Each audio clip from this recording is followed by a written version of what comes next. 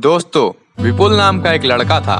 बहुत ही खुश मिजाज किस्म का आदमी था। कुछ दिनों पहले ही उसका कॉलेज में एडमिशन हुआ था और वह इतना मस्त था कि सारी क्लास उससे खुश रहती थी।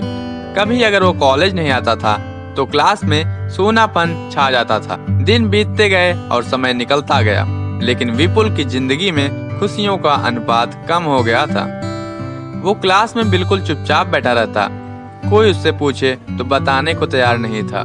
पूरी क्लास में सन्नाटा छाने लगा। लेकिन एक दिन उसके टीचर ने उससे पूछ ही लिया कि विपुल, तुम्हें बताना ही होगा कि तुम इतने दुखी क्यों हो। जब तक अपने अंदर दबे बोझ को हल्का नहीं करोगे तब तक कैसे खुश रहोगे। हिम्मत करके उसने बताया कि वो एक लड़की से प्यार करता था और अब वो उसे छोड़कर चली गई है, इसलिए वो बहुत दुखी है। टीचर सारी पिक्चर समझ गए। उन्होंने कहा कि तुम शाम को मेरे घर आ सकते हो। और जब विपुल शाम को टीचर के घर गया तो उन्होंने उससे पूछा कि तुम क्या लेना पसंद करोगे, चाय या शरबत। उसने कहा शरबत। जब उन्होंने शरबत बनाया तो उसमें नमक काफी ज्यादा डाल दिया और जब विपुल भाई ने वह शरबत पिया तो एक घूंट पीकर के मुंह बिगाड़ लिया और टीचर को कहा, सर ये क्या बना दिया आपने, इसमें नमक बहुत ज्यादा है।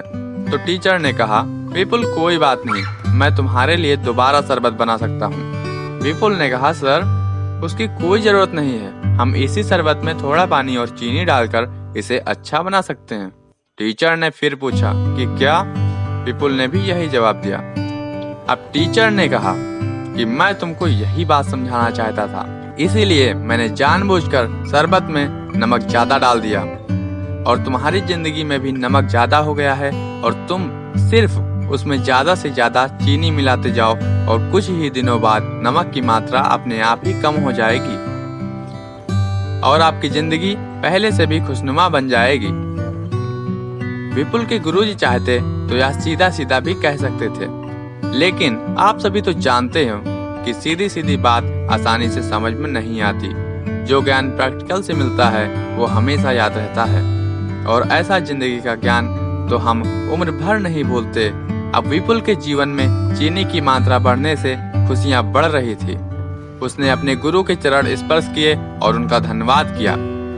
अगर वह इन बातों को अंदर ही अंदर दबा के रखता और विरह की अग्नि में जलता रहता तो गुरु कैसे समझ पाते। मैं भी आपसे यही कहना चाहता हूँ कि अगर आपका भी किसी ने दिल तोड़ा है तो बार बार उसके बारे में मत सोचिए। किसी ने किसी को साझा करिए और अपने दिमाग का बोझ हल्का करिए। और अगर आपको कोई भी ऐसा इंसान ना मिले तो आप क्या करेंगे, उसका भी एक तरीका बताता हूँ दोस्तों।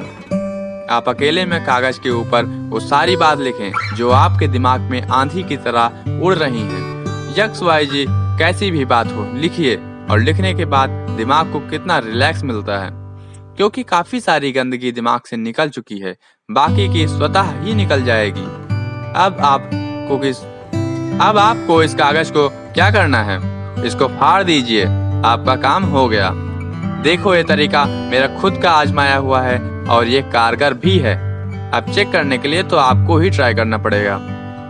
तो कुल मिलाकर बात यह है कि आप मेल हो या फीमेल हो, ये तरीका दोनों तरफ काम करेगा।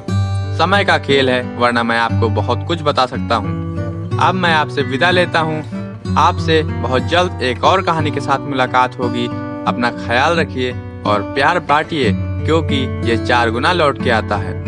आपको ये कहानी कैसी लगी कमेंट के माध्यम से हमें जरूर बताएं और जिसे इसकी जरूरत हो उनके साथ अवश्य शेयर करें। आपका कीमती समय देने के लिए और इस कहानी को सुनने के लिए इम्प्रूव की तरफ से आपका दिल से शुक्रिया।